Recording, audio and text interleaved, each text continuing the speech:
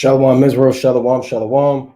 Brother Naquam, watchman for Israel, coming back at you with these precepts and another cold cut, giving, of course, our honor and our glory to Yahweh, by Shema Mashiach, Malak Bashar. Double honors to the elect elders of the house of David that's been in this truth for decades and decades, patiently waiting for the second coming of our Lord, Hamashiach, Malak Bashar.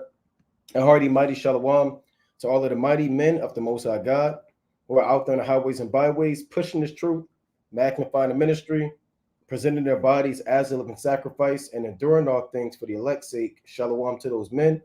Shalom to all of the men that may not be out there in the highways and byways as of yet, but they're working on it. They're getting built up in the spirit. They're praying. They're fasting. They're studying. They're being diligent, and they're abounding in the work of the Lord. Shalom to those men. Shalom to all of the sisters out there, married and unmarried, moving in the spirit of our righteous foremothers. Shalom to the ancient men, the children, and the elect of Israel scattered abroad throughout the four corners of the earth. And shalom to everybody tuning in live. Yvette McKellar, Salaki, bear with me. Yvette McKellar, M. Williams 64, D. Rivers, Don Israel T. Sellers, Brother Azariah, Nigel Blends, Good Life 925, Yazian David, Yehuda Israel, D-Vash Branch, and everybody else tuning in and that will tune in, Lord willing. The topic of this code is the witchcraft of voting, elections, and sorcery in America. And you do have this upcoming election. You have people that are calling out of work. You have people that are hell-bent driving to these ballots, and they really believe in their mind that what they're doing is going to benefit their lives, their sons and daughters' lives, their families' lives, and it's going to impact them, for generations to come. Rather you're voting for so-called Trump or Kamala Harris or whatever third party or whoever you decide to vote for, guess what, man? This has been set up of old, man, by Yahweh Shemiah Washad. And these people that are hell-bent on elections, they have no idea about how deep down the so-called rabbit hole these elections are, man, or how they go. They don't understand the witchcraft, the sorcery, the idolatry, the secret ceremonies. They don't understand what they're involved in, man. Remember, the job of this system, the job of this Babylonian system, which we've been touching on, is to what? Is to manipulate you. It's to beguile you, right? Let's go to the book of Isaiah, right? Let's go to Isaiah. Actually, let's go to Nahum, right? Let's go to Nahum, the 3rd chapter. This is Nahum chapter 3 and verse 4. It reads, because of the multitude of the whoredoms of the well-favored harlot, the mistress of witchcrafts, that selleth nations through her whoredoms and families through her witchcrafts. Now, this is speaking historically. You always have a historical side to a lot of, to prophecies. And then you have a double fold, prophetic meaning, a metaphoric meaning to this whore or this well-favored harlot. On one level, yes, it's talking about the Assyrian Empire, Nineveh.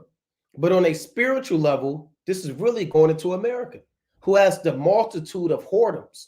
And what is whoredom? Idolatry, right? Spiritual fornication. You have actual fornication, which is, it can be adultery, it could be sodomy, it could be lesbianism, it could be anything under that umbrella, that alphabet so-called community, man. Bestiality, these are different forms of fornication. And then you have spiritual fornication, which is what? Dealing with other gods, idols, and religions. And what America does is they make you think that you're doing the right thing and you're serving the Most High, right? And you're a great Christian and you're doing what's best for your country, but you are really committing whoredom.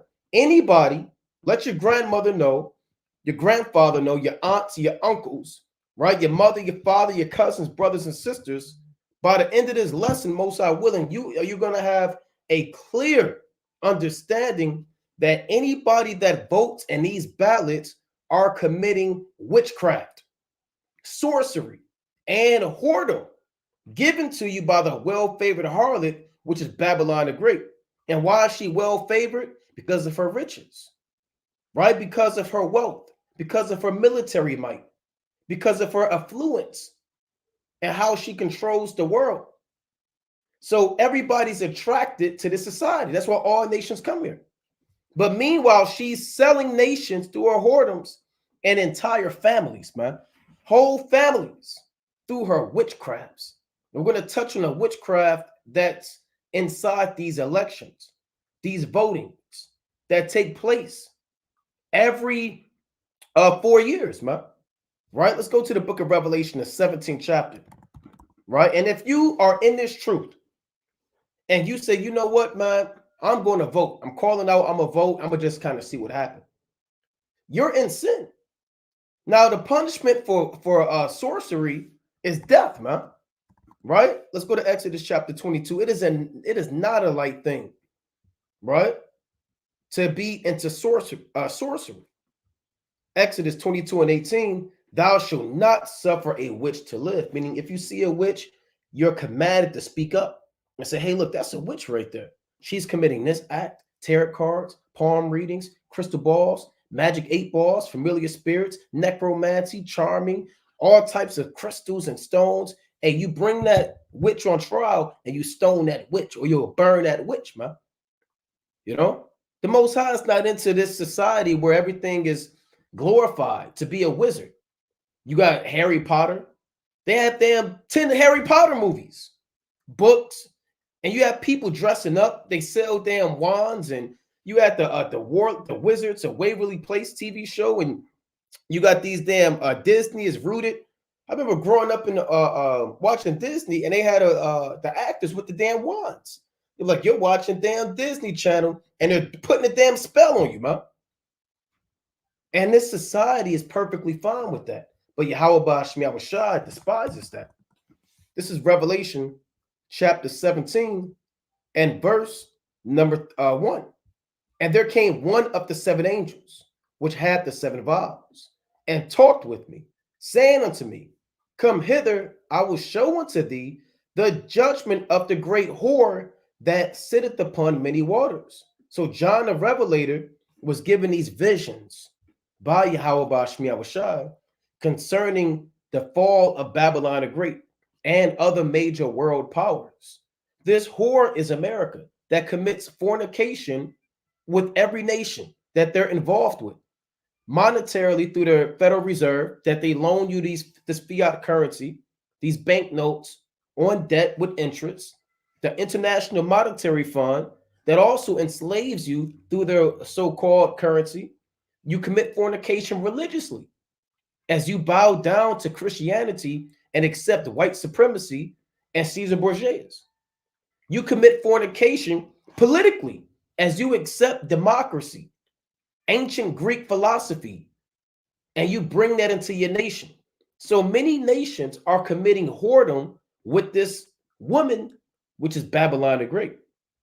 Verse 2, and it tells you that, with whom the kings of the earth have committed fornication, and the inhabitants of the earth have been made drunk with the wine of her fornication. And these are the people on Tuesday, election day. They're not going into work. You're going to have people that are praying to the Most High God, or whatever God they pray to, that Donald Trump wins the election.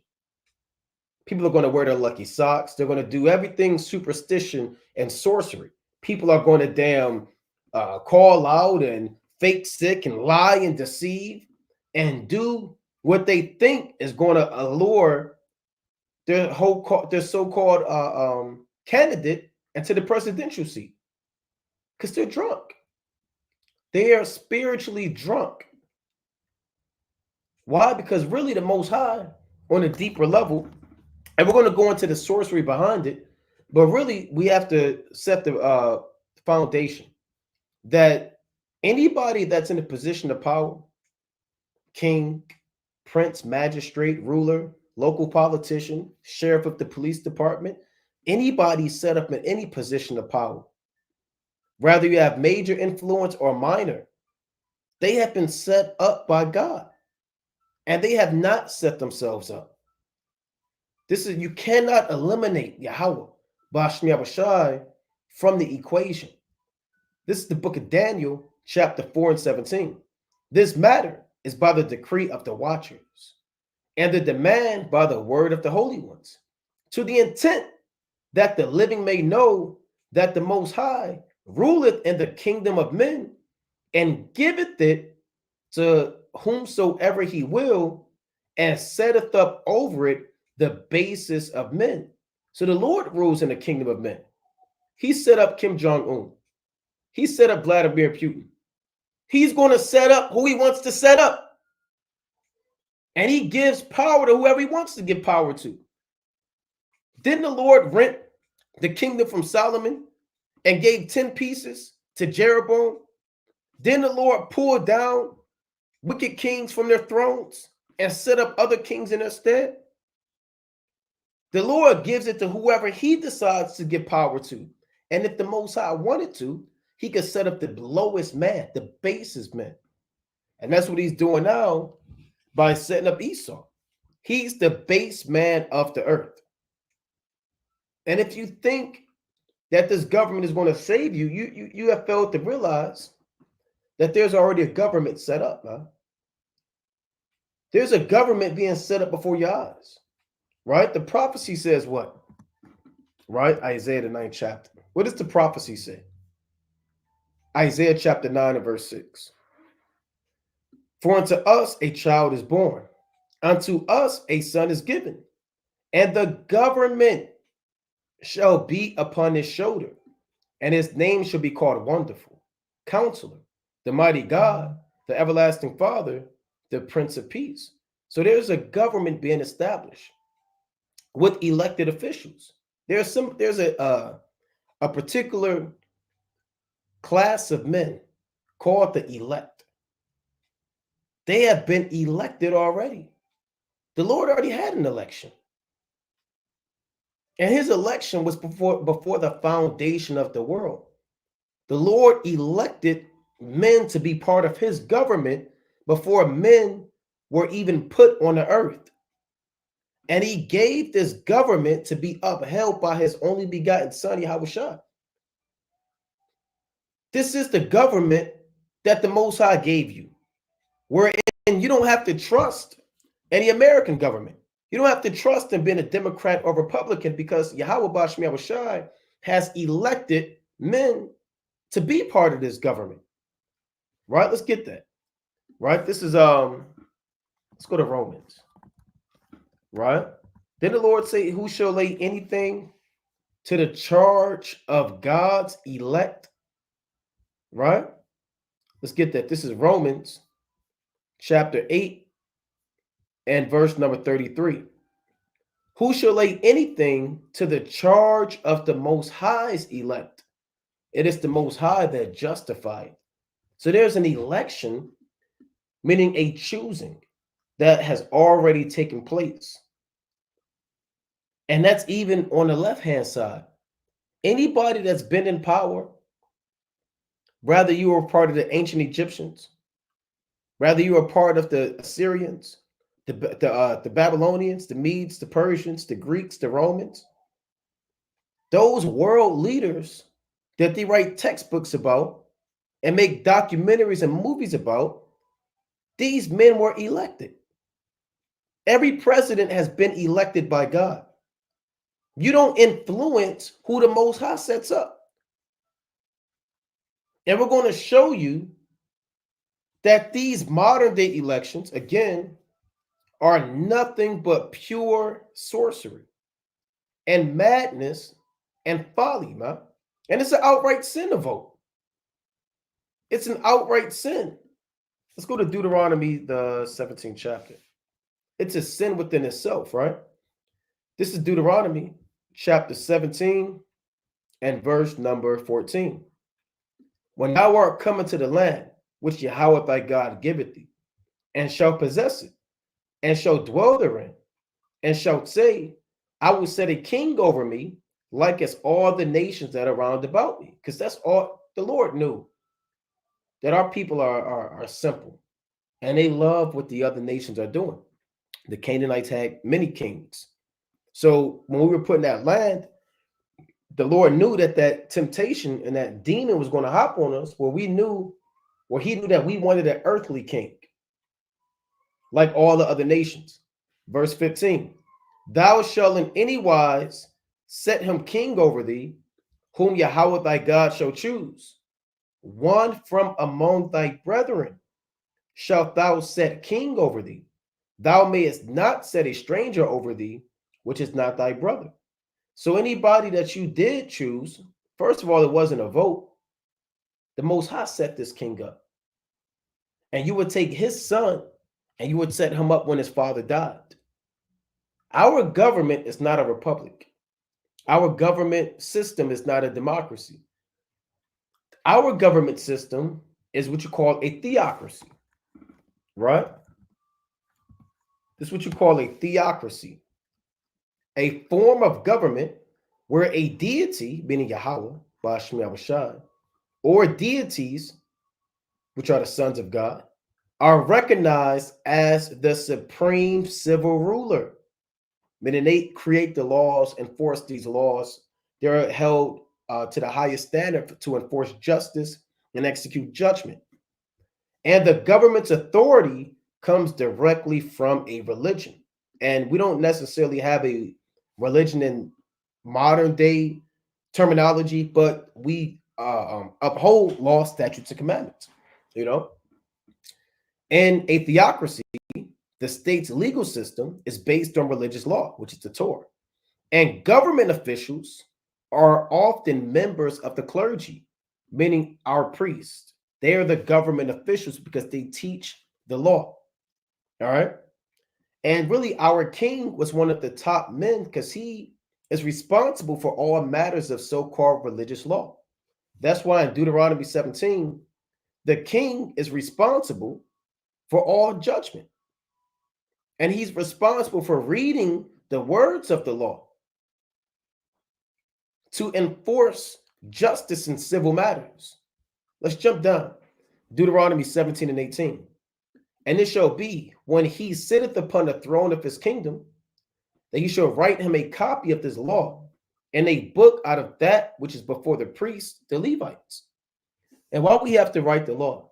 So we can learn it, study it, apply it, enforce it. He had to literally write down the entire law from Genesis all the way on out. And he had to do it before the priests and the Levites.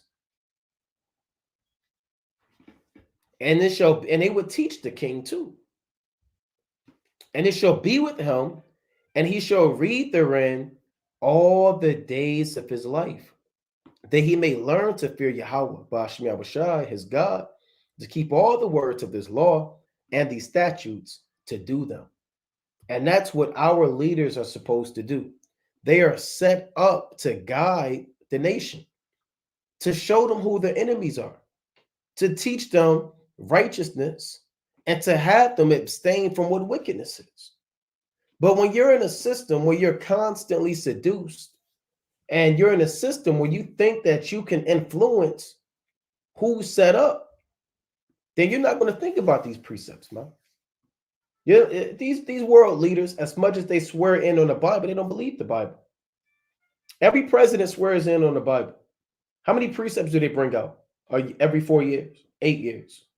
How many scriptures, how many lessons do they do? But yet they hold themselves accountable to the scriptures.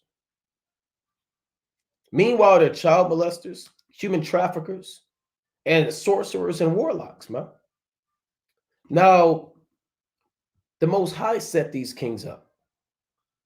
Now, when you're voting, because election day, let's pull up this election day, right?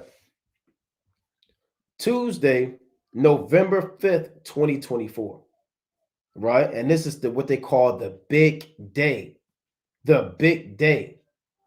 This could potentially spiral out of control. There could be a civil war. There could be tension. There can be riots. There can be assassinations. There could be plots and plans by the masses of people. And it can really reshape the course of American history depending on how this so-called election goes. Now, when you vote, here's what the word vote actually means, right? Because voting is not a custom of the Israelites. We don't vote for world leaders, right? The Most High sets up a genealogy and a lineage of kings. right? There's a genealogy and a lineage of kings. Let's pull up the kings of Judah, right? Let's pull this up real quick. And we can actually, Slakia,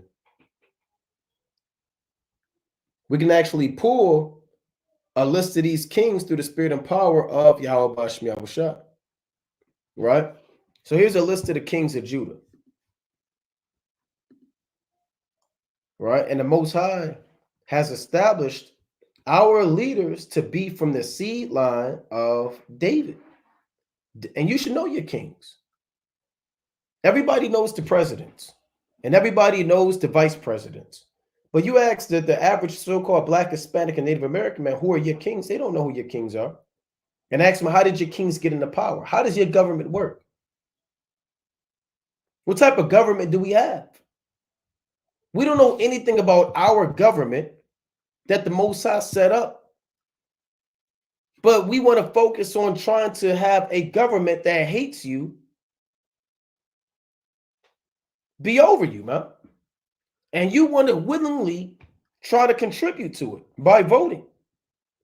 Now, our king, I'm not going to read every king, but you can start with David.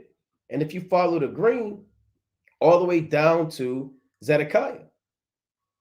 You know? So these are the kings of Judah. Let's go to Jeremiah, chapter 22 and 4. So we have what you call our government is rooted in a theocracy, where Yahweh Bashmi Mashai is our heavenly king. And then the Lord set up an earthly king for us, but he is set to follow Yahweh Bashmi Mashai. Jeremiah chapter 22 and 4. For if ye do this thing indeed, then shall there enter in by the gates of this house kings sitting upon the throne of David, riding in chariots and on horses, he and his servants and his people. So there's a Davidic covenant that the Most High made where all kings are going to come out of the loins of David, right? And that's how our government is set up. And we don't have 4 years. It's not, okay, David, you're king 4 years. Okay, all of Israel come together. Okay, Ishbosheth, okay, as running for office against David. That's madness. That's a weak, horrible kingdom where the Most High is not in control. And you give power to the people. The people, they have no idea what's going on. But when you have a system set up where the actual creator of heaven and earth has chosen man after his own heart, which is David, and said all of his sons are going to rule predicated on obedience, and they rule until death, then that's perfect. So why would you want to move from perfection to imperfection? And then you're voting. Now, here's what the etymology of the word vote means. Here's vote, right? It reads, because a lot of people are into stuff, but you don't even know what you're into and what these words mean. Formal expression of one's wish or choice with a regard to a proposal candidate. Here's what it comes back to. The Latin word votum or votum, a vow, a wish, a promise to a god, a solemn pledge, a dedication. So when you're voting, you are making a promise to a god. And what God are you serving? Because the Most High, he never told you to vote. He never told you to go into a ballot. And we're going to show that ballot is full of sorcery. He never told you to go about these matters. So what you're doing is you're making a vow, which is a promise. And what you're saying is, I am going to invest in this deity to serve me. And I am going to do certain things for this God by choosing this God and performing certain sacrifices. And what God are people serving, man? The beast, this system. This is like we went into in a few lessons ago, worshiping the beast, man. Because that's the God that you're serving. Right? Let's go to Isaiah chapter 14. When you vote, you're making a vow to the beast. Right? And who's the beast? We're going to get that in Revelation, the 13th chapter in verse 11. Right? So voting is not a low-level thing.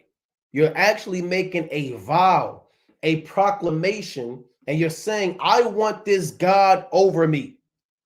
And there are things that I want this God to do for me, because that's how a vow works. Right? And we're going to get an example of a vow. Before we get Isaiah 14, let's get the infamous vow in Judges, the 11th chapter. Let's see how a vow actually works. Right? Now, this is Jephthah, right? A vow works how? You ask the Most High to do things for you, and you do things in exchange, right? And let's see that. Judges 11 and 30. And Jephthah vowed a vow unto the Lord and said, if thou shalt without fail deliver the children of Ammon into my hands, I mean, if you allow me to kill the Ammonites, then it shall be that whatsoever cometh forth of the door of my house to meet me, when I return in peace from the children of Ammon, shall surely be the Lord's, and I will offer it up for a burnt offering. So that's how a vow works. If the Most High delivers me from my enemy, then I am going to give him 1,000 burnt offerings. In this case, he said, I'm going to offer up the first thing that come out of my house, which is just utter foolishness. And you have to offer up his daughter. So this is a vow. It's always to a deity, to a God. And it's a quid pro quo kind of deal, meaning a this for that is Latin for this for that. If you do this for me, then I'll do this. And you're bound by the vow. So the Most High, he's going to do what you asked him to do. But if you don't follow up on your end, then you're going to be killed. And you'll be judged for that. That's how a vow works. It is the relationship between a God, a deity, and that foresaid individual, man. And this is a vow that he had to pay, man. Right? Let's get another quick precept. Let's go to Psalms. Right? I want to get this in Psalms 22 and 25. Right? Psalms 22 and 25.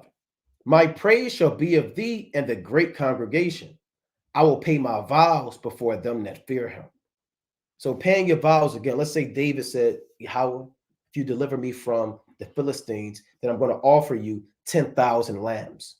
So the Most High, he'll open up the earth. He'll give David super strength, and he'll kill those Philistines. But David is expected. He's required to offer up those 10,000 cattle and sheep. You know, that's what he's expected to do. Now, when you're voting, how does it play out? Why do you think these politicians always make you promises? It's part of them being a God. I'm going to lower interest rates. I am going to lower taxes. I support the middle class. I will bring all the troops home. This is them being a God. So what you hear, what the people hear is, I hear the promises. So you know what? I'm also going to make a vow. And I'm a promise to choose you and elect you and make you a God. If you give me lower interest rates, support the middle class, bring the troops home, I am going to choose you and elect you. And you do it to a God. So Kamala Harris, Donald Trump, these are gods to the people. You made a solemn pledge. You made an oath. You heard the words that they said. You invested in it, and you made an oath. So this is idolatry. You're violating outright the first commandment. Thou shalt have what? No other gods before me. Right? Let's go to Romans, the first chapter. Right? Let's go to Romans, the first chapter. This is the book of Romans, chapter 1, And we'll start at verse 20. This whole thing is good. Right? This Romans chapter 1 and verse 20. It reads, "For the invisible things of him from the creation of the world are clearly seen, being understood by the things that are made, even his eternal power and Godhead, so that they are without excuse." Meaning there's no excuse to anybody who says, "I don't believe in the Most High," confused, agnostic. No, you look at the works of the Most High. You see the sun, you see the moon. You know there ain't no accident.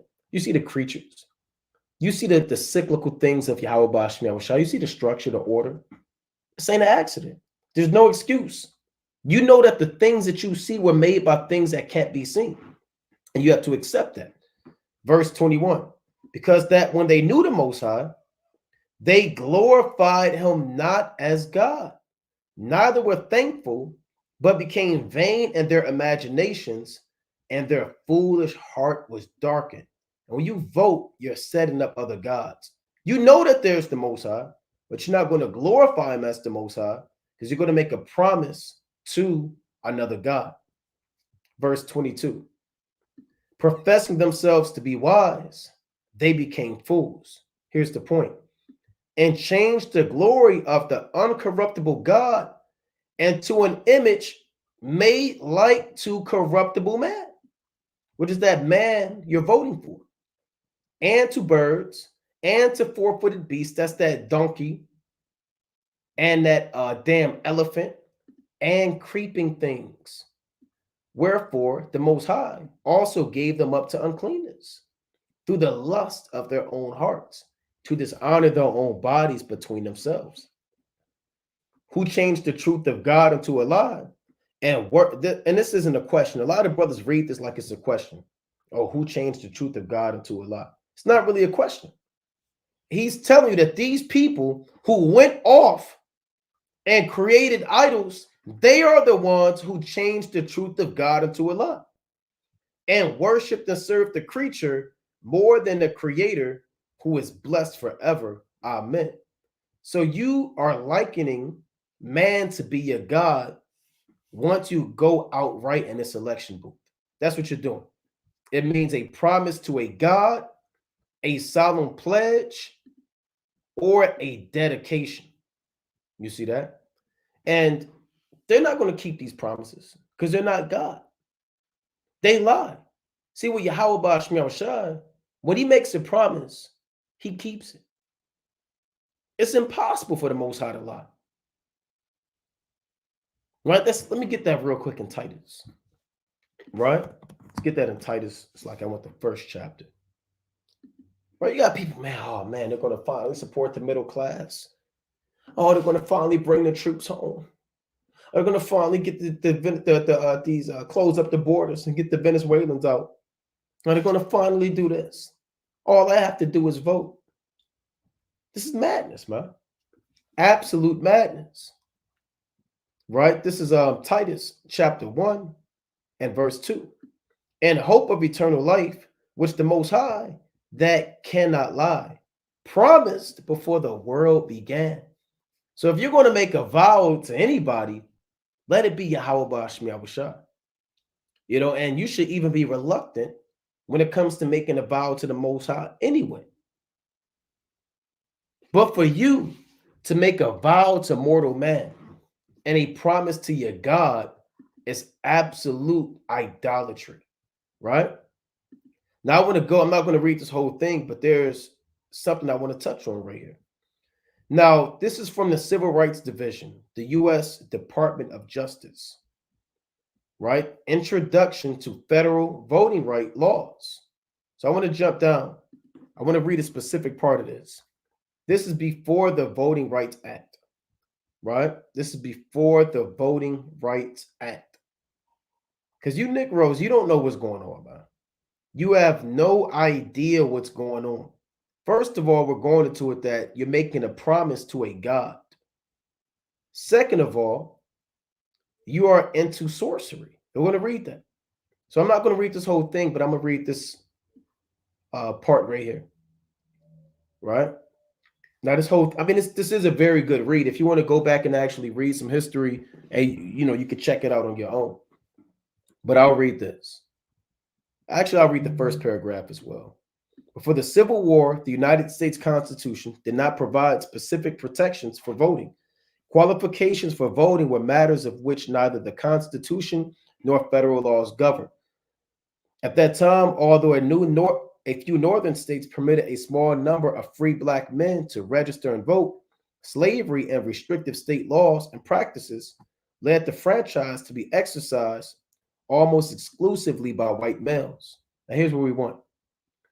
Shortly after the end of the Civil War, Congress enacted the Military Reconstruction Act of 1867, which allowed former Confederate states, right? Those are the states that seceded and they broke off southern states, to be readmitted to the Union if they can only be readmitted if they adopted new state constitutions and permitted universal male suffrage. Here it is, universal male suffrage. That doesn't mean suffer like, oh, I'm suffering, I'm Job, I'm in a dungeon like Jeremiah, I'm catching hell, I'm suffering. What is suffrage? What is universal male suffrage? Right? Let me go into this word suffrage. Anybody that's registered to vote and they are voting, you have been permitted suffrage. Now, we're going into these words. What does suffrage mean? Let's go into the etymology of it. Suffrage. Prayer, especially intercessory prayers or pleas on behalf of another. So if you're registered to vote, and we went into how voting is making a promise to a God, and that God making promises to you, and you're registered and you're voting, you have been given suffrage. Now, suffrage is also idolatry, because what it is it's essentially how you serve your God now, right? It's how it works and how you serve your God. So let's read this. From the Latin, suffragium, right? Support, ballot, vote cast in an assembly, right of voting, a voting tablet, to express public support, vote for someone. So it's really idolatry, because we went into how vote, again, is making a promise to a God, and suffrage is the system and how you make petitions for that God. And you make pleas and you start to worship that God. So the suffrage is the system and how you can worship the God. The voting is you making a promise to that God to serve you and for that God to do things for you. Right? So let's read on. And they did this, these devils, they know what they're doing. They know how they created this system is rooted in idolatry. They know what these words mean. But Jake, you don't know, right? You just, I'm finally glad, we could vote, suffrage. We've been given suffrage. It's been far too long. We were slaves, and now we could vote. And our ancestors, they fought for this. And hey, look, man, a lot of old Jakes, they'll say that too. Oh, your ancestor died so you could vote, right? Oh, they went through this. Slack you, so you could vote. And what has nothing to do with anything, man. Right? The Most High never told us to vote. He never told us to enact prayer and make intercession for other gods, man. Right? To make intercession for other gods. Now, once you make a vow to this God and they elect this God, there's a thing that they have called, and we've been into this before, called the inauguration, right? So you vote and they inaugurate a particular person into office. It's a big deal. Everybody comes out, celebrities, they fill up the cities. It's normally outside, and people, they call out, they drive miles, they bring their families for the inauguration, Now, what does the word inauguration mean? It means ceremonial investiture with office, the act of solemnly or formally introducing or setting in motion anything important of dignity. Right? Now let's get the actual definition or etymology. It means Slakia from in, meaning in or on, and agurare, which means to act as an augur or to predict.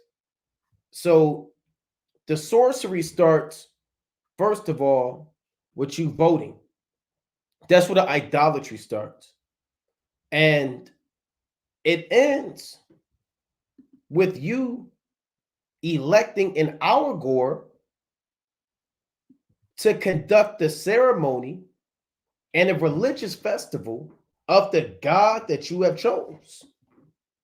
There's the God that you have chose, and the augurs, which are these elites and these warlocks, they conduct the ceremony of making your God public and letting people know that, hey, look, here's the God that is going to run America.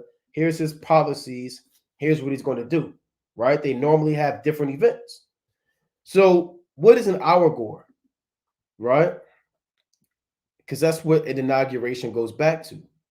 An augur, ancient Romans functionary whose duty was to observe and interpret auspices or reputed natural signs concerning future events. So these are what you call wizards. These were wizards who would observe the times. The ancient Romans, they dealt heavily with witchcraft. America, they're nothing but the Romans again, and they themselves, they deal with that same witchcraft. Let's go to Isaiah the 47th chapter. There are actual augurs and warlocks that are part of this shadow government that you may not know. And they don't get, you don't vote for your augur. These men are elected, and they're chosen. And their sons, and then their sons are chosen, and their sons are chosen. And this is strange to people that don't really know the scriptures, man. This is far-fetched. I don't think this is really witchcraft. You're kind of no, this is witchcraft in Babylon the Great. Right? Even well, I'll hold that point. It's Isaiah chapter 47 and verse 9. But these two things shall come to thee in a moment and one day, the loss of children and widowhood. They shall come upon thee in their perfection, for the multitude of thy sorceries, and for the great abundance of thine enchantments. This is Babylon the Great. And the Most High is saying that they have a multitude of sorcery and enchantments. And it starts with their politics and their religion. There's actual sorcery going on. And we're not talking about a witch with a big black bowl, bubbling green goo, as she stirs it up and flies on a broomstick. We're not talking Harry Potter and Hocus Pocus. We're not talking David Blaine and street magicians. We're talking extreme high-level priests behind the scenes that conduct spells and dark black magic and predict signs that come to pass to help the American government operate. You don't have to believe it, but this is the daughter of Babylon. Didn't ancient Babylon have wise men and magicians?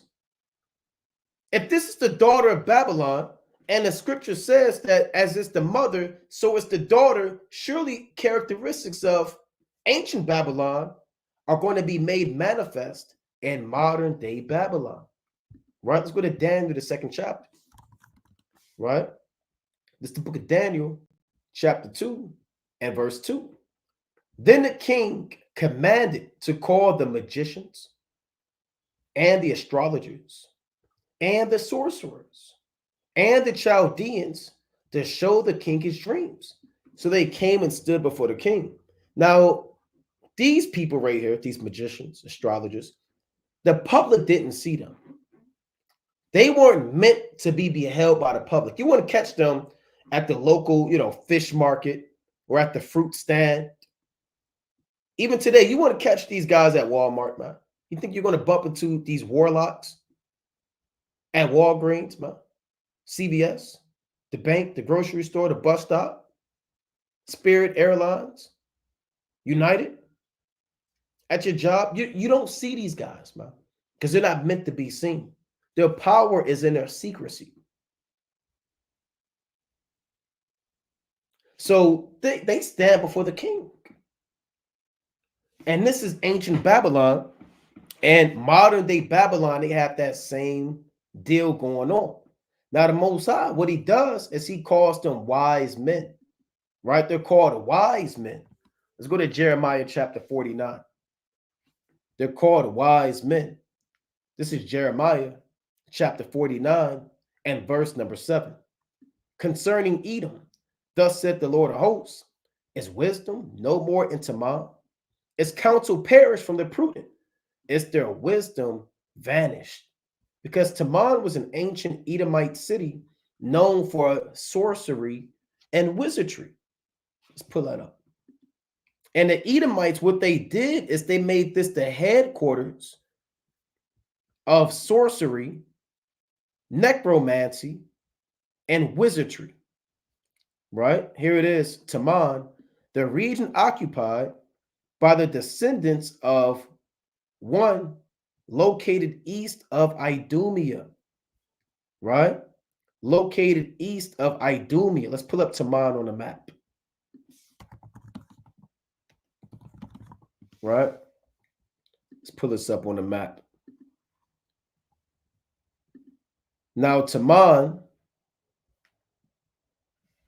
I see that. Let's get another one. See, some maps are better than others. Right? Let's see.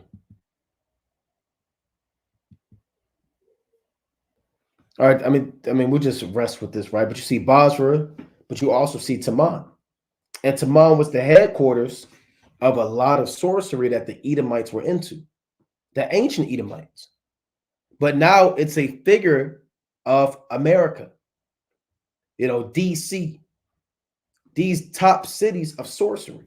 So the Lord said, where's all of the wisdom of Teman?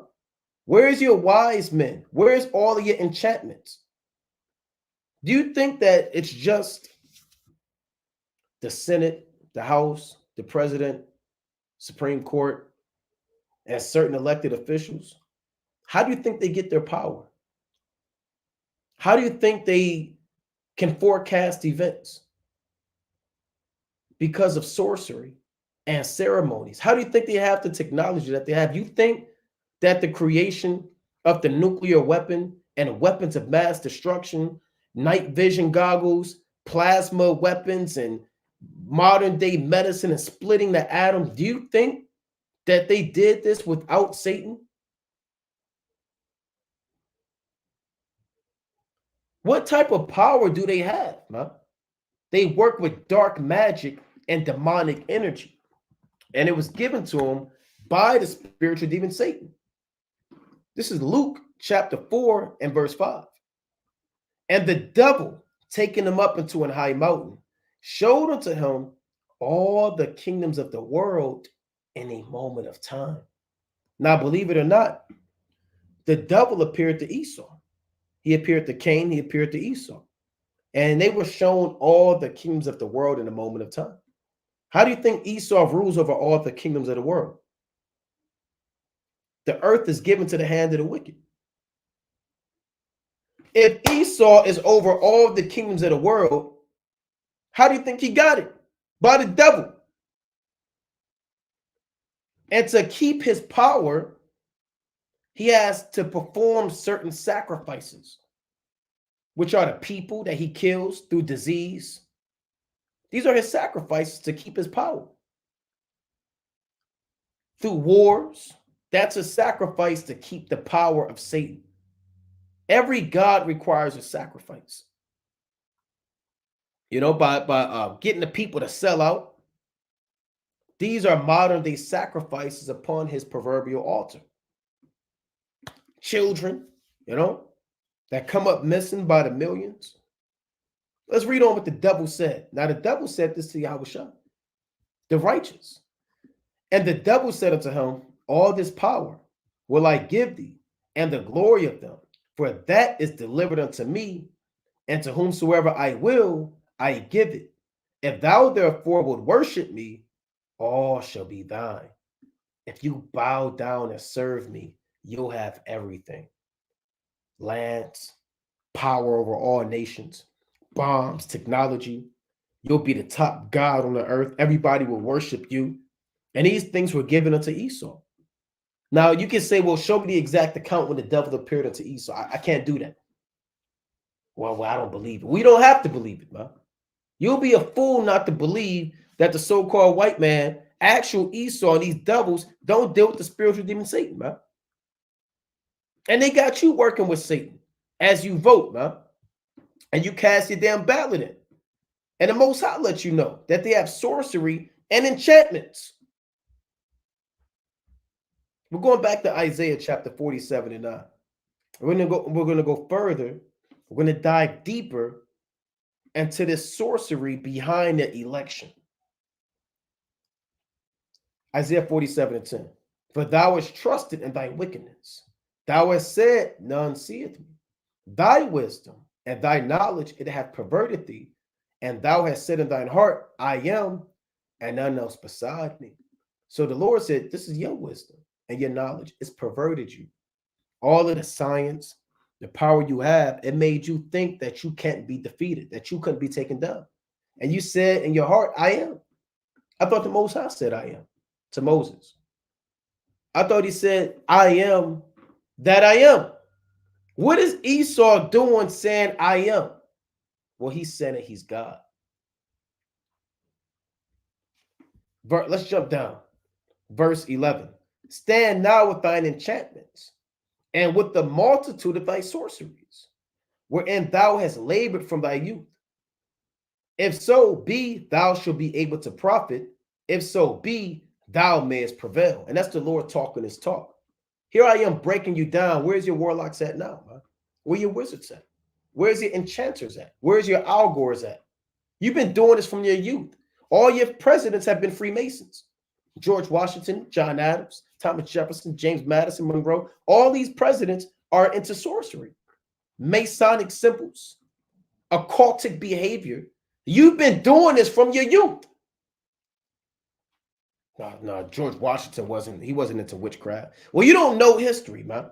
You don't know about Freemasonry, occultic symbols, the damn sorcery behind this society, the layout of DC, the worship of Molech, the pentagram layout. They've been into witchcraft from their youth. So you mean to tell me that their election and voting is innocent and there's nothing perverted or tainted about it? You'll be a fool. And we're going to show you again how deep this thing goes. Verse 13. Thou art wearied in the multitude of thy counsels. Let now the astrologers, the stargazers, the monthly prognosticators stand up and save thee from these things that shall come upon thee. Now, when they were voting, right? Let's pull this up. This is where I want to get into. So this is voting in ancient Rome. So we know that they would do it. There's something called the Roman Republic, right? There's something called the Roman Republic. So you have the Roman Kingdom from around 753 to 509 BC. Then you have the Roman Republic from 509 BC to 27 BC. Then they became the Roman Empire. Roman Kingdom, Roman Republic, Roman Empire. The Roman Republic is what you read about in the time of the Maccabees.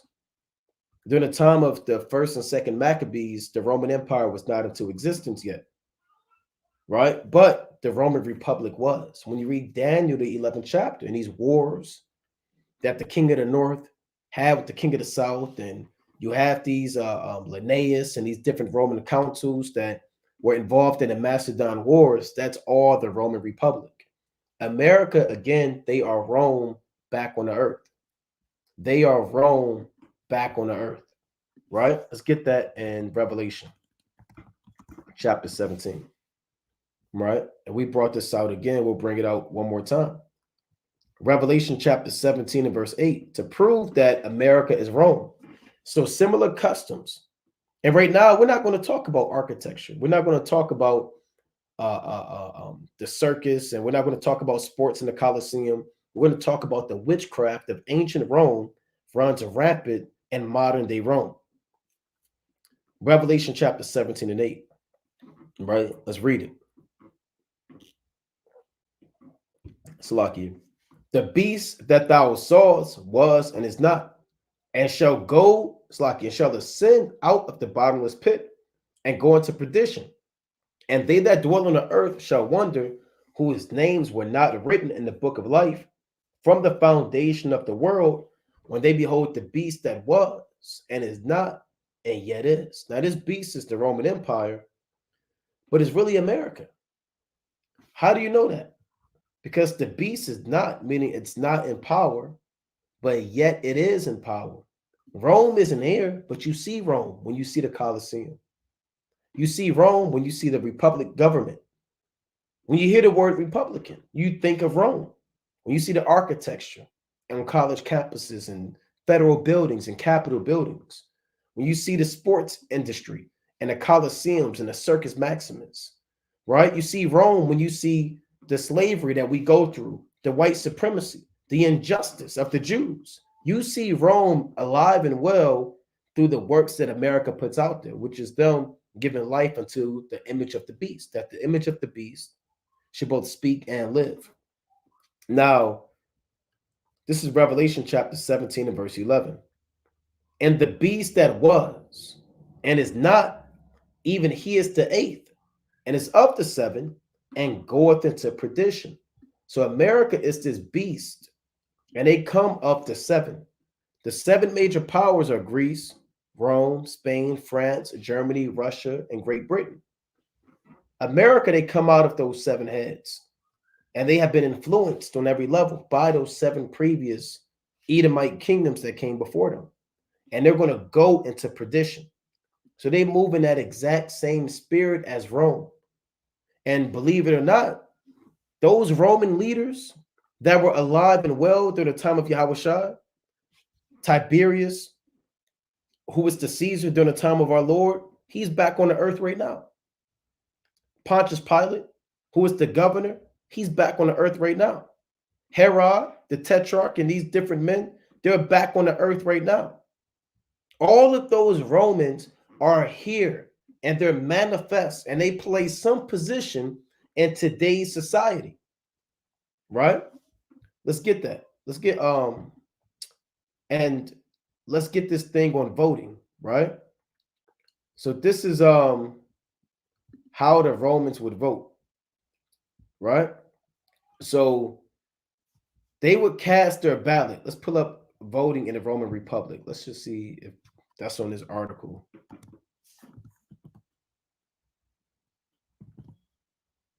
All right, let's see if they have this.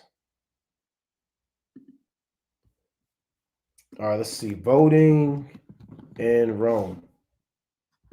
Elections in the Roman Republic.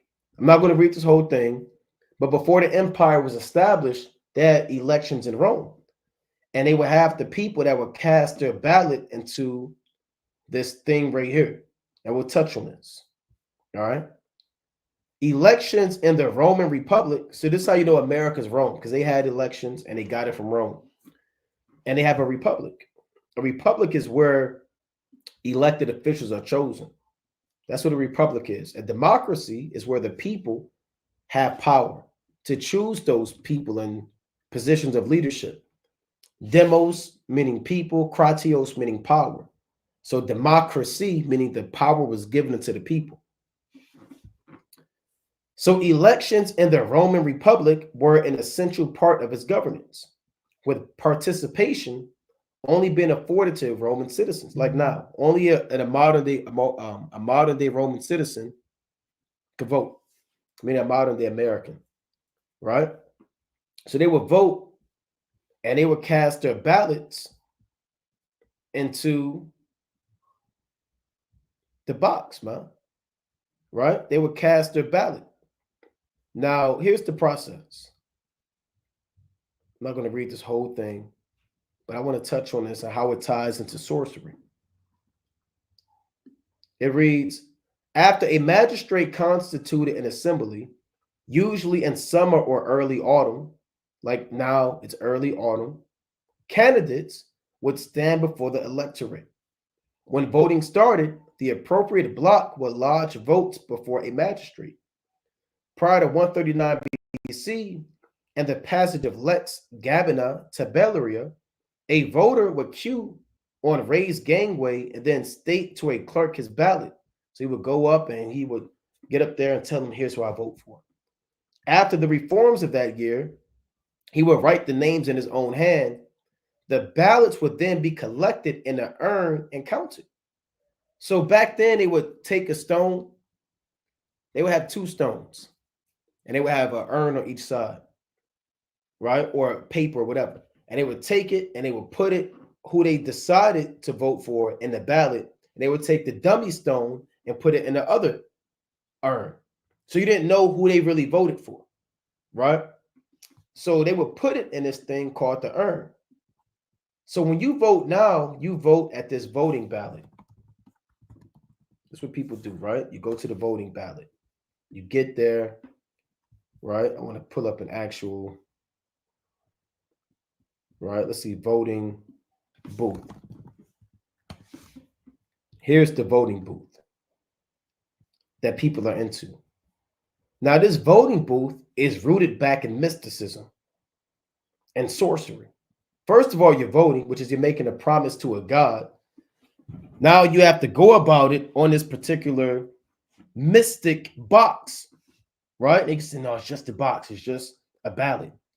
Okay, well, let's show you where this actually comes from, right? Now, it actually goes back to, let's pull this up,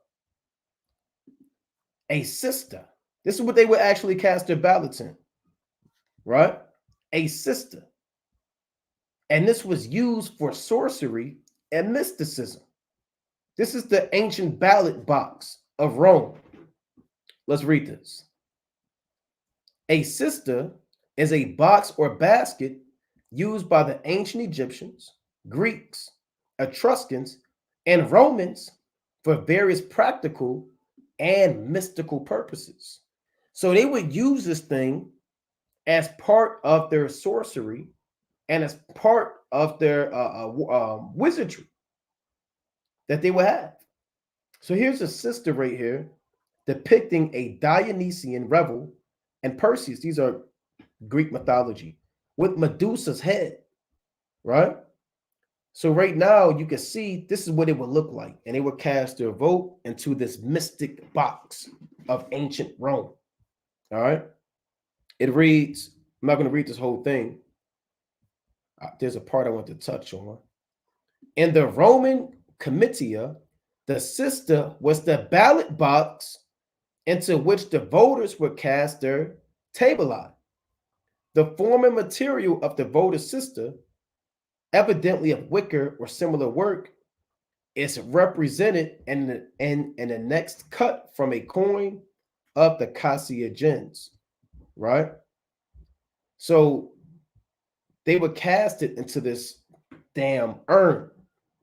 Now the urn is used for cultic uses. This is where your ballot box comes from. Your voting booth and ballot box and voting box goes back to Roman mysticism and Roman witchcraft. Let's go back to this, right? So this is in cultic uses. In Roman times, Plutarch, right? Plutarch is a Greek philosopher, gives an account of pouring of drinking water into a golden casket inside a cistern while the congregation shouts, Osiris has been found.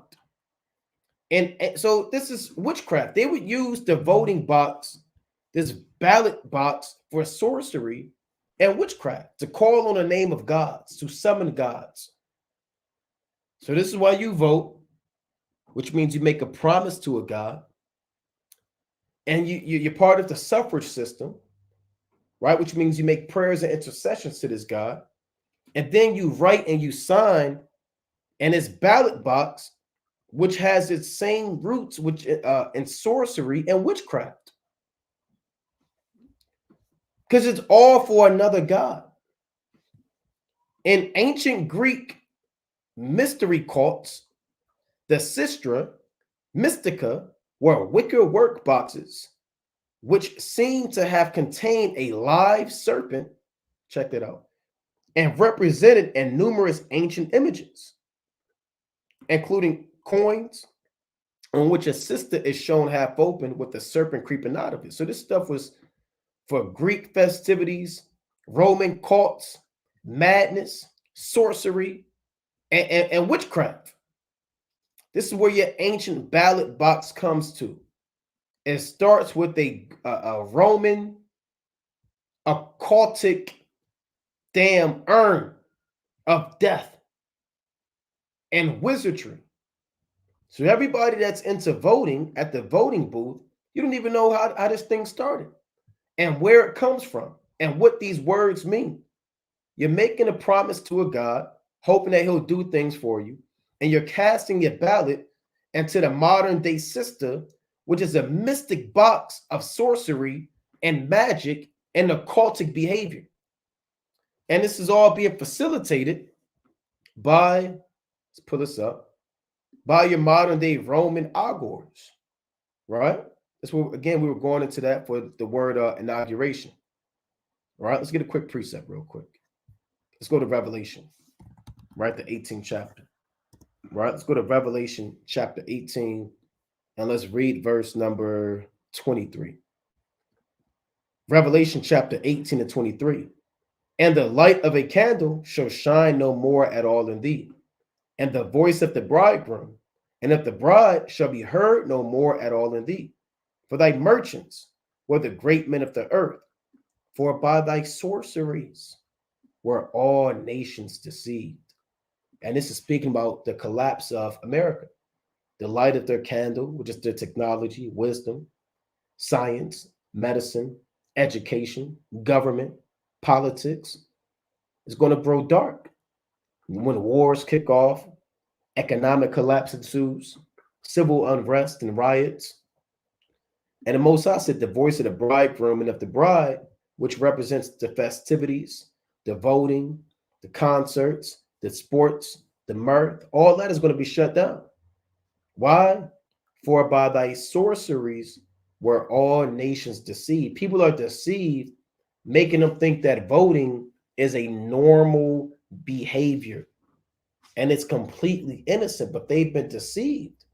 As we further dive into it, on what these words mean and how this process works to serve this other god, this ceremony, and it's essentially a ritual. It's a ritual of what these people are involved in, from the time that they make up their mind to the time that they vote to the time that they damn go into that wicked ballot box of sorcery and madness, to the time of the inauguration, right? Which again goes back to Al Gore, right? And they are into sorcery and witchcraft, right? So it reads, I believe I read this already. So here's the word Al Gore, ancient Roman functionary whose duty was to observe auspices or reputed natural signs concerning future events. That's called a monthly prognosticator. From the Latin augur, a religious official in ancient Rome, perhaps originally meaning an increase in crops enacted in a ritual. So the ancient Romans, they weren't just Caesars and men in power that, no, they had religious officials. So they had priests. And if America is Rome, they have religious officials who help facilitate this election with signs and wonders, right? with signs and wonders. Here's what an Algor would look like. These ancient warlocks. Now, these guys are similar to, you see this sister he got right here, this damn box of sorcery, that damn modern day ballot box. If you've seen the movie 300, which most brothers you've seen, before King Leonidas went to war, they told him that you have to consult. It was tradition to consult with the oracles. And the oracles, I believe that was the name given to them. They were these warlocks that lived somewhat high in the mountains, you know, and they were into freakism and madness, right? For brothers that don't know, let me pull that up. The oracles, I believe that was the name. And the movie 300. All right, let's pull this up. So when you watch the movie, you had these guys. They call them, I guess, E4s, the oracles. These are what the modern day Romans had as algors. Same thing. And they would conduct themselves with familiar spirits and receive signs of what Sparta should do. America does the same thing. When it's time for war, elections, false flags, psyop activities, covert operations, clandestine moves, they consult with modern day religious officials who receive signs and wonders. They do the exact same thing. That's what Isaiah 47 is saying. Revelation, the 18th chapter. Nahum, the 3rd chapter. Of how they're into witchcraft and madness. You know, and they consulted with these mediums, and they would light the incense, and they would put a damn spirit on a woman, and a woman to float up and whisper things, and their damn enchantments, and they damn lick the woman and throw blood on the floor, and it's all sorcery, man. Right? It's all sorcery. So the Romans, they have these same things, whether they look like this or not. America, they have the same thing. Your friendly American, land of the free, home of the brave. You know, apple pie and baseball, the American dream. You know, Dallas Cowboys, New York Yankees, Hollywood. This society is a demonic, dark, corrupted system rooted in pagan works, ancient occultic works, and follies and vanities, man. Right? So let's go into this further. Get another quick precept. Right? Let's go to the book of Isaiah, the 19th chapter. This is Isaiah chapter 19 and verse number 3. And the spirit of Egypt shall fail in the midst thereof, and I will destroy the counsel thereof, and they shall seek to the idols. This is when Yahushua comes into Babylon the Great to destroy it. And they're going to try to, figure out what to do. How do we defeat them? So they're going to seek to their idols and to the charmers and to them that have familiar spirits and to the wizards. And all these people are here today. While you sleep at your job or at home or in the car or at work, while you're awake, while you're alive, while you're moving, these men are doing wicked works right now. And we're going to touch on November 5th is a wicked day. It's a wicked day within itself, right? So let's go back into this.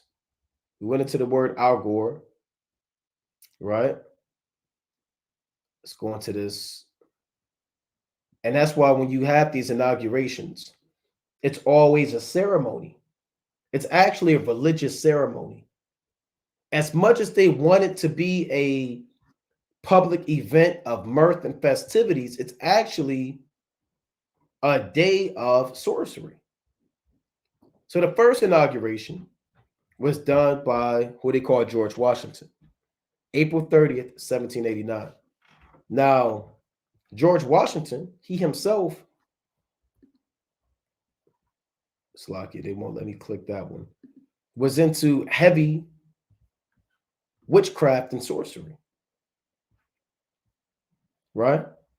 And they even professed that the way that they wanted to build America would be similar to how Rome was built. And DC was at one time called Rome. So if this guy, and they know that, let me pull that up. We brought it out on the other lesson.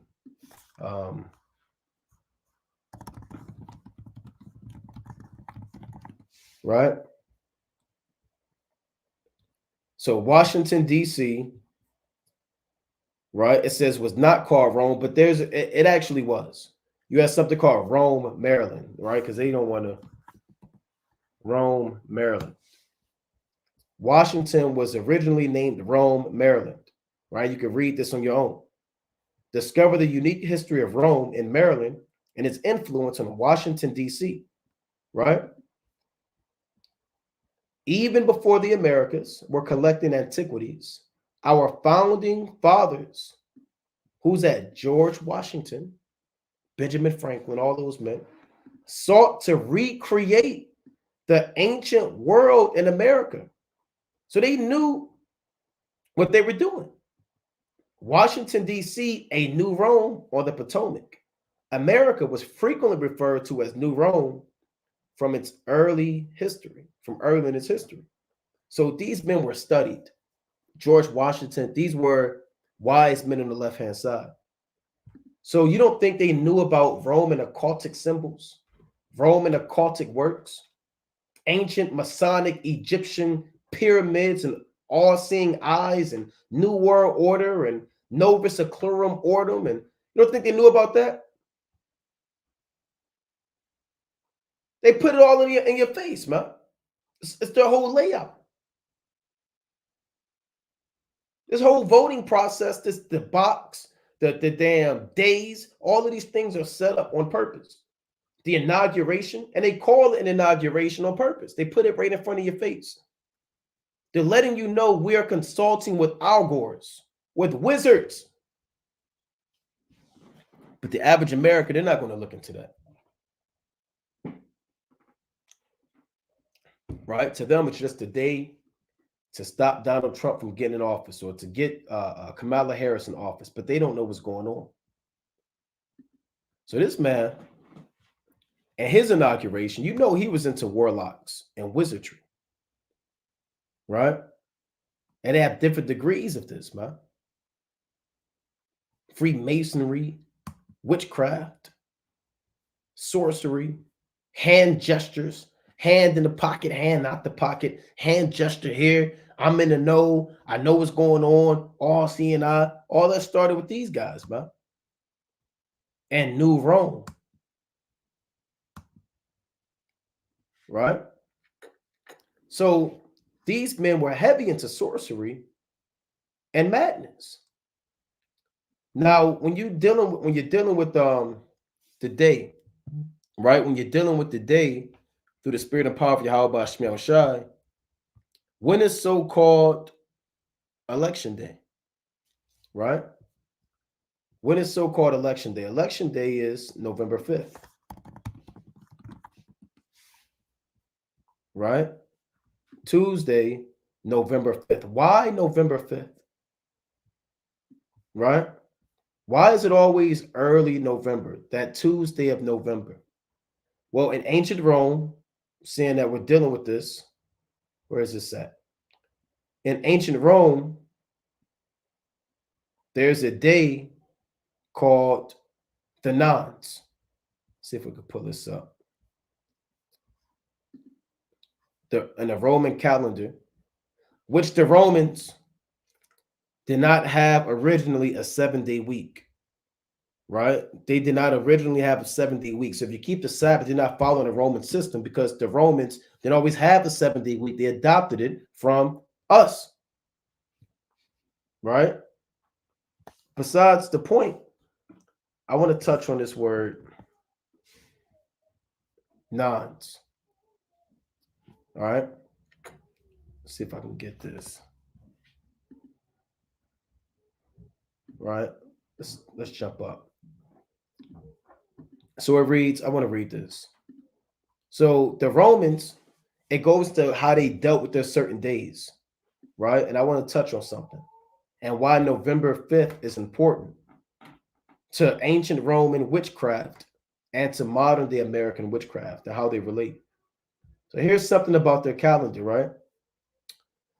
It reads, in particular, the most important days of each month, it's calends. That's where you get the word calendar from, right? Which is the first day of every month in a Roman calendar.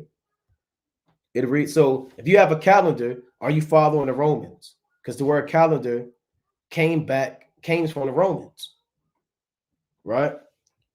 Nuns or nons, right? The nons are another day, and ides, the calends, which is the first, the nons, which usually goes around the fifth, and the ides, which are on other days, seem to have derived from the new moon, the first quarter moon, and the full moon, respectively, right? So the Romans, they had a lunar calendar. All right, they had a lunar calendar. Now, when you look up this word nons, right, it reads the nons, the seventh day of 4 months, and fifth day of hollow ones. So on the fifth day, and it says 8 days, right, or the ninth day before the ides of every month. Then you got the ides, which is the 15th day of the full month. So the calends was always the first day. So you get the word calendar from. The ides was always the 15th day. And the nods was the seventh day of 4 months and the fifth day of hallowed ones. So on the fifth day of every month, there were certain things that went down on that day in ancient Rome. On the fifth day of those months, there were certain events that took place on the fifth day of those months. Now, what was taking place on those days? Let's read this. Now, this is from an article, right? This is called, if you want to look into it, LSD.law, right? .law. So they go into certain laws and certain definitions. So it reads, I want to jump down. For an example, in ancient Rome, the nons, which is that seventh day or that fifth day, like November 5th, were an important day for religious and political activities. It was a time for people to pay their debts, which is your vows, your voting, and make an offering to the gods. So this is why November 5th and these election days always fall on those days, because it's a day in ancient Rome for you to make an offering to your God. Right? It's a day of religious significance to pay your debt. And that was the chief day of idolatry in Rome, to make an offering to your God. Right? Let's pull this up. Right? Let's pull this up. Bear with me. It was the chief day to make an offering to your God.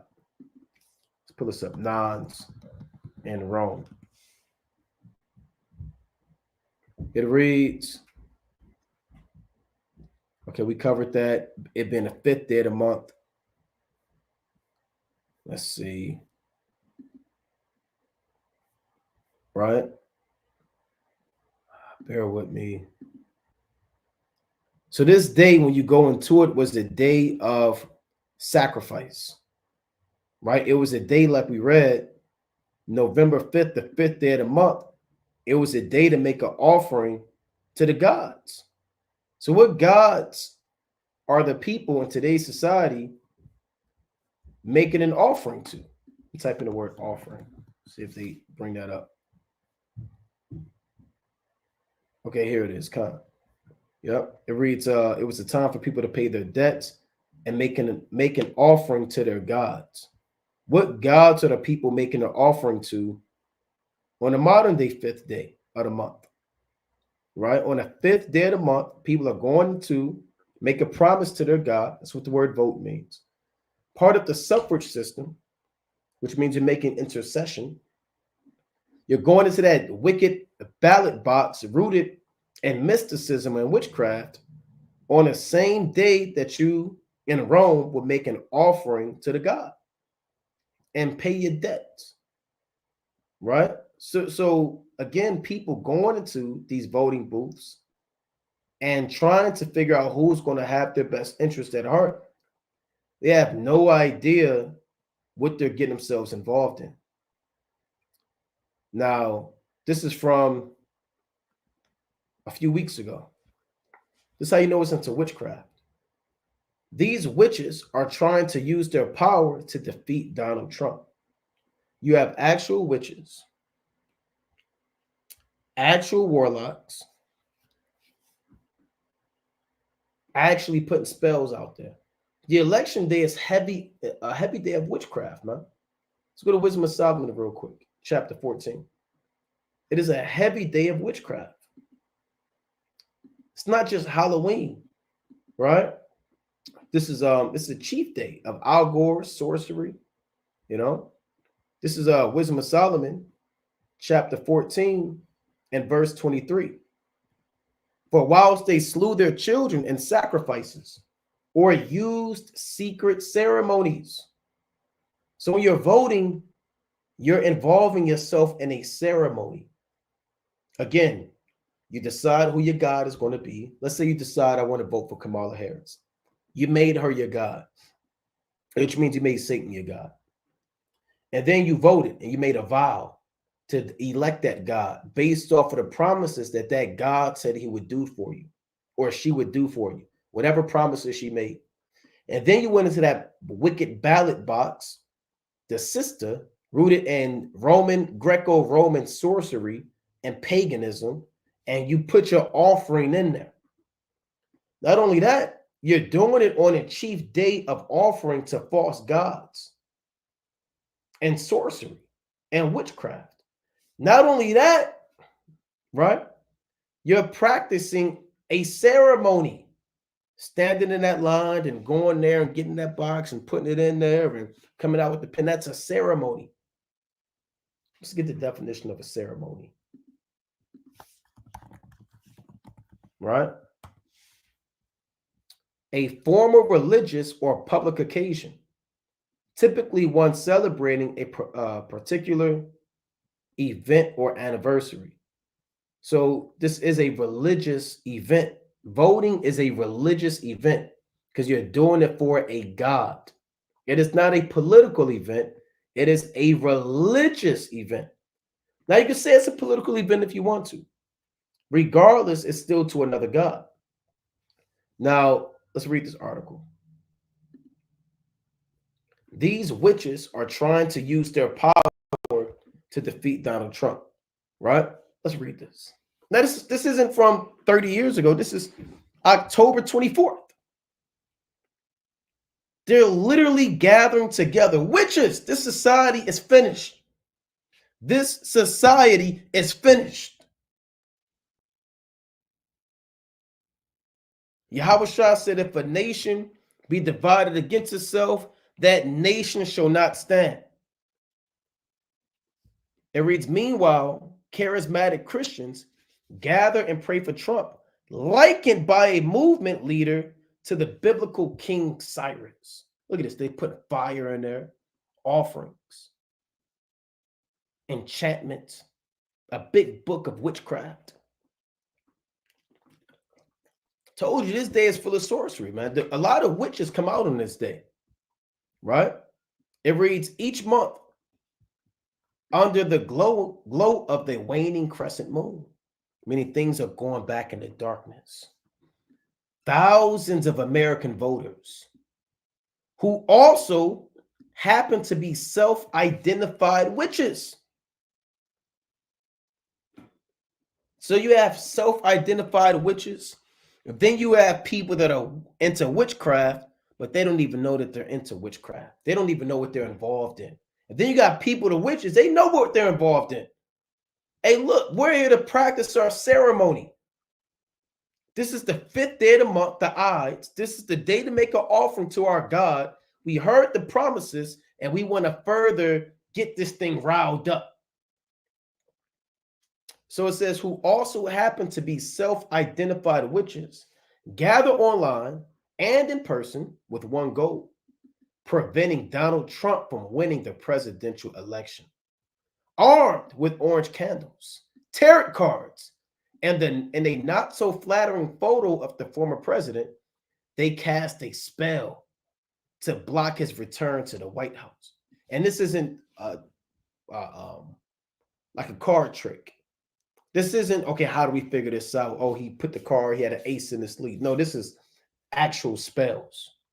Yes, there are actual spells that actual witches do that can affect you if you're not under the protection of Yahweh Bahashim Yahushua. If you're falling away, you're drifting off in the world, you're entertaining these spirits, a spell might damn follow you, man. You know? So there's a lot of demonic works going on behind the scenes. So they got a damn red, orange candle, and tarot cards, man. The final words of their synchronized ritual, "You're fired," echo, and they say that. And now I don't know the exact details of why they say that they chose those words, and you might have to ask them. Now I know that's part of that show. He would say, "You're fired," and I don't know what the spirit is behind that. Hey, but they know it. You know, so these are their enchantments and certain things that they're into. Echo as Trump's image burns to the ground. Meanwhile, a very different group has been gathering in a packed convention centers and under tents in states across the country. They are devout Christians. See, these elections stir up spirits, man. On a religious political campaign dubbed the Courage Tour. And they are part of a growing movement that embraces supernatural gifts like prophecy and divine healing. So this is madness.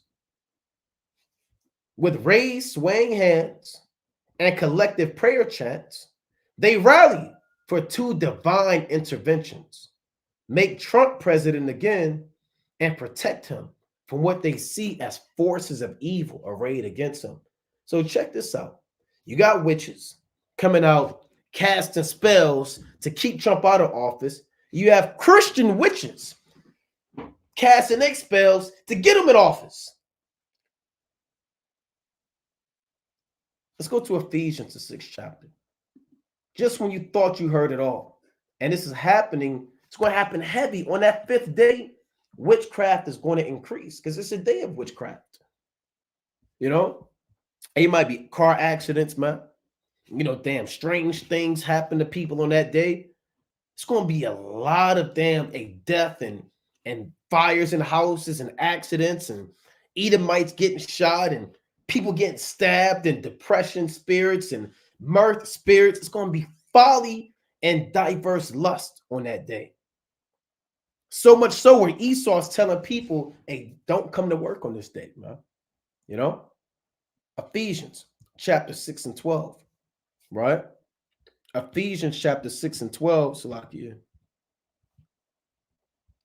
For we wrestle not against flesh and blood, but against principalities, against powers, against the rulers of the darkness of this world, against spiritual wickedness in high places.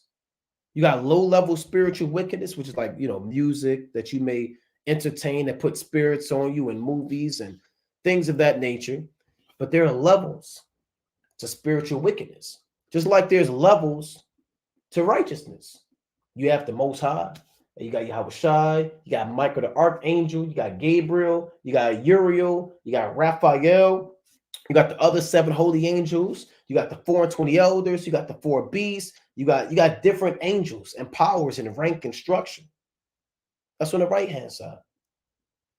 That's also on the left-hand side. Verse 13. Wherefore take unto you the whole armor of the Most High, that ye may be able to withstand in the evil day, and having done all, to stand. So, man, you need to protect yourself, man. Gird up your loins around this wicked season. You know, you're coming off of Halloween, right? You're coming into sorcery, witchcraft. You know, people are asking who you voted for. Like I said on the previous cold cut, it is old Edomite at the plantation. Can I leave early? And she leave early. I'm going to go vote. Right? Who are you voting for? You know? No, she asked me. She said, I'm going to go vote. She said, today's the big day. You know, and I was outside. I was kind of, doing things. And I said, oh, yeah, it's the big day. She said, yeah, it's the big day. She was kind of mad. She said, it's going down today. So she got in the car, man, and sped off, man. So these people that they're voting early, they're going online, people are getting mad. They punching the holes in the walls. There's a lot of spirits on this day, man. Where's this article at? Going back into these damn warlocks, right? Warlocks and wizards. This is it. Hold on, maybe this one. All right. It reads, both groups, so the Christian witches and the actual witches, see each other as opposites. One using the occult, the other invoking miracles. This is madness. This is madness. But both believe in the supernatural's power to influence an election, where Kamala Harris and Donald Trump are neck to neck in opinion polls. Look at this. They got a sign of witches, we need you. A spell to bind Donald Trump and all those who abate him. A mass ritual. This was back in 2017. And they had to do it again at midnight Friday evening. A mass ritual. Witches, we need you. Well, I thought America was a God-fearing society. I thought they said in God we trust. How are they going to say, witches, we need you, if this is a society that fears God? You know, it reads, these groups may be wildly different in what they're fighting for, but how they're fighting for it looks very similar, because Christianity is witchcraft. Says Sabina Maglaako, a University of British Columbia professor who studies the modern day witch movement. So she's a professional. And she said, what these Christians are doing, when they catch that Holy Spirit and they're doing those chantments and they're speaking in tongues, she studies witches. And she said, what they do looks similar to witchcraft because it is. Because it is. Right? So let's read a little bit more on this. I'm not going to read this whole thing, but they're trying to bind Donald Trump. They're trying to bind him. Now, Donald Trump, he's into sorcery. Now you can say, I don't believe that. I've never seen that. How do you think he got to where he needed to be? He had to do an offering. There are offerings and sacrifices that he had to make to be in the position that he's in, to receive the wealth that he has, to have the prestige that he has, to be a man of renown. It didn't come by being a great entrepreneur. He had to have been influenced by demonic spirits that helped him be successful in this society. You know, let's go to Romans, the 8th chapter. Mark, right? Let me get this, and I want to get the rest of these articles, right? This is the book of St. Mark, running out of time. Chapter 8 and verse number 36. For what shall it profit a man if he shall gain the whole world and lose his own soul? Or what shall a man give in exchange for his soul? And people, these elites, they have to answer to this question. This is not a rhetorical question to the elites, to men like Donald Trump, to women like Kamala Harris, to celebrities and your favorite athlete. They have the actual answer to what you can give, who you may kill, what you may offer in exchange for your soul to receive the power and the wealth, that you have. So let's jump down. I mean, this thing is madness. I mean, this stuff is madness. Look at this. To witches, the orange candles may be for a binding spell. So watch people that get around you and they start lighting orange candles, right? That aims to prevent Trump from doing further harm. But the yellow candles are for something different. This month, about 100 women, and all these women, 100, they all need to be destroyed. Every one of them, these 100 women. But the woman is God. 100 women across the U.S. are invited to gather on Zoom and light the yellow candles for a ritual. Eyes closed. They visualize a future 3 years. So they're what that's called is enchantments and divination, looking into the future and seeing and putting pieces together. From now where Kamala Harris is president, each woman focuses intently. So they be sweating, heart pounding in their chest, damn, jumping up and down, and spirits on them as they try to invoke her being in office through sorcery and madness. Each woman focuses intently on this vision while their candles symbolize clearing obstacles for Harris' path to victory. This ritual is called future casting. See that? And that's how people be getting these jobs, man. These celebrities being famous. That's how Yahushua saw him in show Yahushua in the future, all the kingdoms of the world, man. That's called future casting. You got to watch out for future casters and warlocks. This ritual is called future casting. And at the center of it all is Wendy Hausman. Hold on.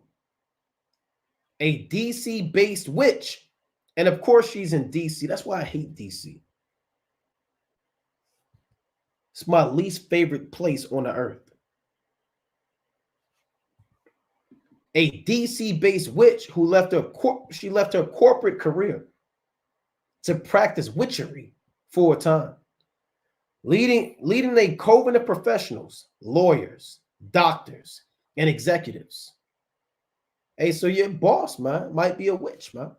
If you watching this live and there's a woman CEO, CFO, lawyer, physician, doctor, official, supervisor, they might be part of this thing. According to her, Hausman guides them through rituals aimed at shaping the political landscape, right? Donald Trump is more prophetic than people think. There is a Cyrus anointing on this man. So they calling this man, they're liking him unto Cyrus. This place has to go. This place has to go. They're saying Trump is God's chosen leader. And he's the new King Cyrus to deliver us from bondage. Hey, this stuff is a joke, right? It's a joke. Now, this is from another article, National Review. The witching hour draws near, right? The witching hour draws near. Why do they call it the witching hour? Well, the witching hour is from 3 a.m. to 4 a.m. So a lot of people, they wake up around 3 a.m. They might have had a nightmare, some type of strange apparition. That's when warlocks and wizards are at their peak. Just like we have the hour of prayer, the ninth hour, when righteousness is at its peak, and zeal and prayer and intercession and humility, and these spirits are rampant in the land of the living. On the left-hand side, it's the witching hour from 3 a.m. to 4 a.m. Right? Here's another thing. This is I had a few more. Right, so I had this up. This witching hour is the time of the night that is associated with supernatural events, whereby witches, demons, and ghosts, and there's no such thing as ghosts, these are just spirits, evil spirits, are thought to appear at their most powerful. So a lot of people be catching hell in the sleep around that witching hour. I'm gonna play this quick video. Right now, this quick video actually shows what the hell is going on. Right now, check this out.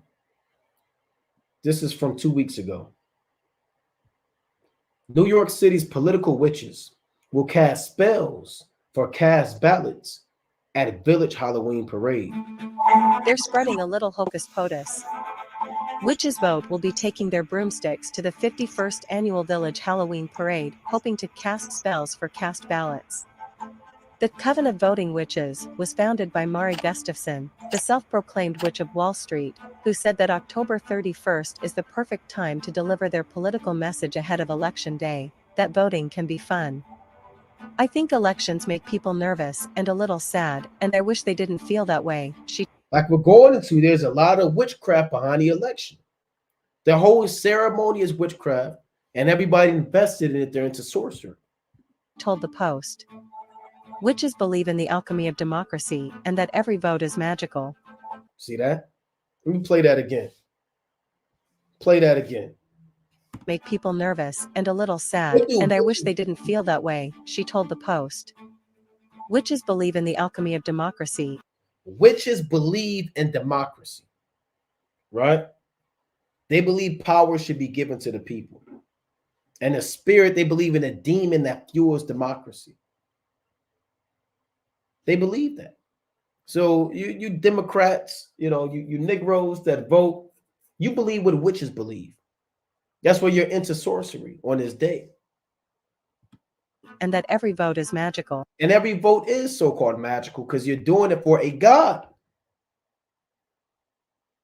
The word vote means to what? Make a promise to a god. From the Latin votum.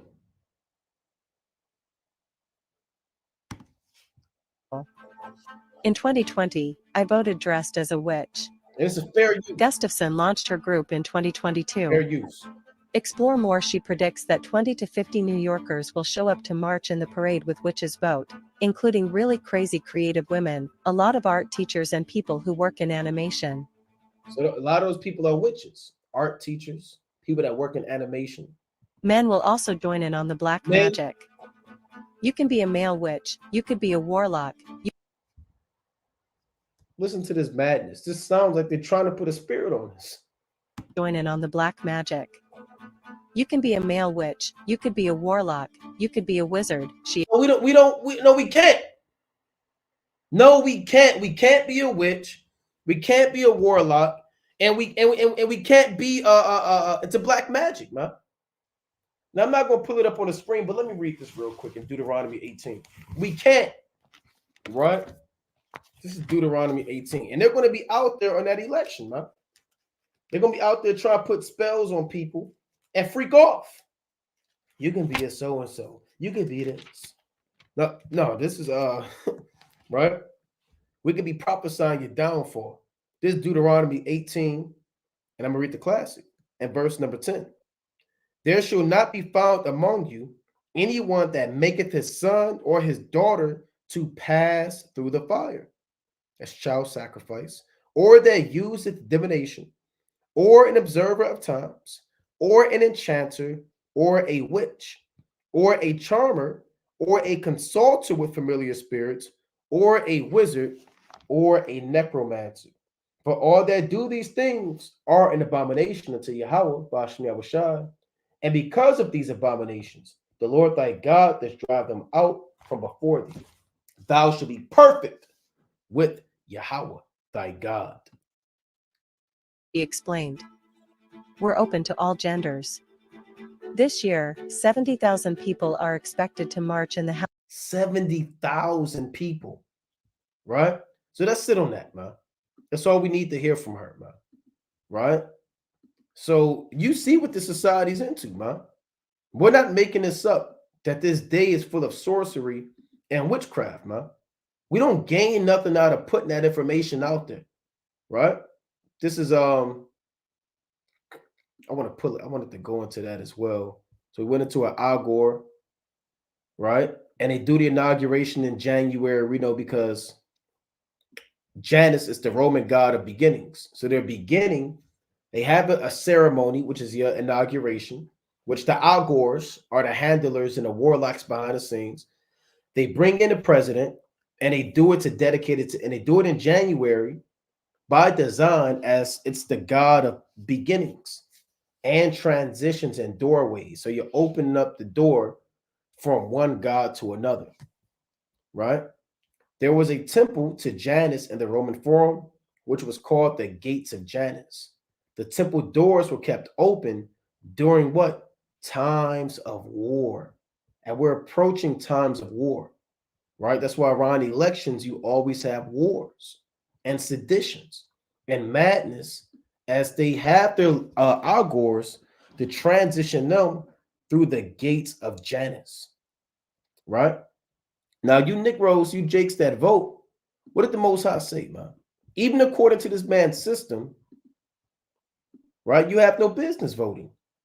This is Wisdom of Solomon, chapter 6 and verse number 1, right? You have no business voting, even according to their own law. And we're going to show you that.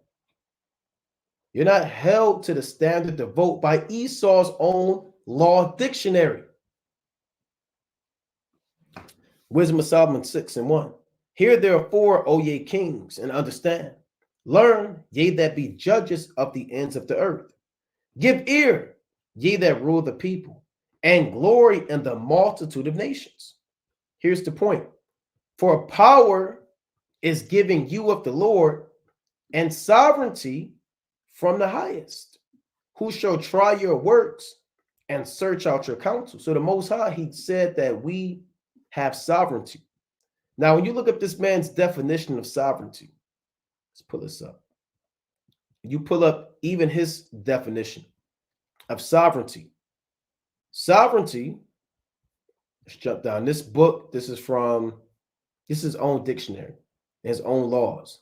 Beyond sovereignty, the state after the failure of sovereignty. So we're going to get the law dictionary of sovereignty that the Most High gave us. So really, if America was a God-fearing nation and you didn't vote, you can actually, if you, not saying you could actually do this, but if this was a God-fearing nation, you can actually open up Wisdom of Solomon 6 and says, look, we don't vote. The Most High gave us sovereignty. And according to the Black's Law Dictionary, here's what sovereignty says. By the term sovereignty, it's meant the person or body of persons in a state to whom there is politically no superior. There is no one more superior to a sovereign or somebody with sovereignty. That's why we're the chosen people above all nations. We're above everybody. Sovereignty was given unto us, and by the Black's Law Dictionary, there's nobody politically more superior on the earth than an Israelite. And it's true. So why would you debase yourself with occultic sorcery and witchcraft and take away your sovereignty that the Most High gave you, according to even Esau's own definition, to go vote and make a vow to a God? Let me read that again in Wisdom of Solomon chapter 6. For power is given you of the Lord, and sovereignty from the highest, who shall try your works and search out your counsels. And again, this is supposed to be a God-fearing nation. They swear in on the Bible. You don't think they knew about, they know about one of these guys, I can't remember who it was, but they actually quoted the Apocrypha. I don't know if that was Trump or somebody actually quoted the Apocrypha. Damn, somebody, I don't know if that was, I can't remember who that was. If you know who it was, and you could put it out there. But recently, I don't know if it was a celebrity or a politician, but they actually quoted the Apocrypha. So they know about Wisdom of Solomon, the 6th chapter. They know about these things. They know that the sons of God were given sovereignty, and it was given to us from the highest, from the Most High. They swear in on that same book, and their same laws teaches us that we have no business voting. Because again, according to their own law, by the term sovereignty, it's meant the person or a body of persons in a state, meaning the Israelites, and Babylon the Great, to whom there is politically no superior. So we as a people, there's nobody more politically superior than us. And we have a God, which is Yahweh Bashmi Yahushai. Right? Let's read on a little bit more on this. Liber has said the necessary existence of the state and that right and power which necessarily follows is sovereignty. By sovereignty, in its largest sense, is meant supreme, absolute, uncontrollable power, the absolute right to govern. And we do have the right to govern. We're kings on the earth, man. Let's get that in Revelation, the 1st chapter. Why do you think our laws that we put, they override any other law? Because these are the laws of God. We are on a spiritual level, we are sovereign, not literally in this captivity. Hey, but if this society was a God-fearing society, then they would have to go for that. But we are kings on the earth, man. So there's nobody, if you're a king, why would you vote for somebody to be over you when you're the king? Revelation 1:6. And I'll start at 5. And from Yahushua Hamashiach, who is the faithful witness. And we have our own king, which is the Lord. And the first begotten of the dead, and the prince of the kings of the earth. Unto him that loved us and washed us from our sins and his own blood, and hath made us kings and priests unto the Most High, and his Father. To him be glory and dominion forever and ever. Right? So that's their own definition, out of their own definition. Right? Out of their own definition. So we're showing you how these days are full of sorcery, witchcraft, and just absolute madness. Wisdom of Solomon, chapter 12, and verse number 2 or 3. Wisdom of Solomon 12 and 3. For it was thy will to destroy by the hands of our fathers both those old inhabitants of thy holy land.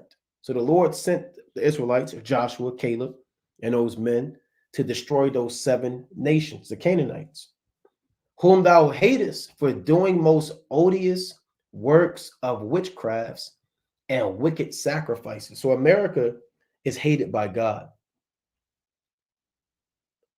The election is hated by God. If you're voting, you're hated by God. You're sinning. You're committing idolatry and witchcraft if you vote. The Lord hated the Canaanites for doing most odious works of witchcrafts and wicked sacrifices. And also those merciless murderers of children and devourer of man's flesh and the feast of blood. That's what those Algors are into. Feast of blood, murder, and sorcery. With their priests out of the midst of their idolatrous crew, and the parents that killed with their own hands, souls destitute of help. So there are wicked priests that they have, man. These men who influence society, right? These men who influence society, right? Let me read this real quick, right? It reads, it's like it bear with me. There's a particular point. Okay, algors were consulted for the election of magistrates. This is from the Britannica about an algor, meaning wizards, warlocks, were consulted for the election of magistrates. They're entering an office, the holding a public assembly to pass decrees, and the setting out of an army for war. So these warlocks and wizards in ancient Rome, they were consulted on who's going to be elected, who are we going to choose, who can beguile the people, who's going to enter into office. When it's time for war, when it's time to go to the Middle East, they consult with the priest on the left-hand side that we're reading about in Wisdom of Solomon, the 12th chapter, with their priest out of the midst of their idolatrous crew, which is their government. And the parents that killed with their own hands, souls destitute of help. So again, this day, November 5th, is a day of witchcraft, murder, sorcery, and idolatry. If you vote, you are committing witchcraft, rebellion, idolatry, vanity, folly, sacrilege, and outright just madness and complete just infidelity, man. A day of complete madness. Do not partake in it, man. So with that, we're going to close up, giving, of course, our honor and our glory to Yahweh, by Shema Mashiach, Kwamalak Yahushai, Most High willing you are edified. Kwam Yasha. Shalom.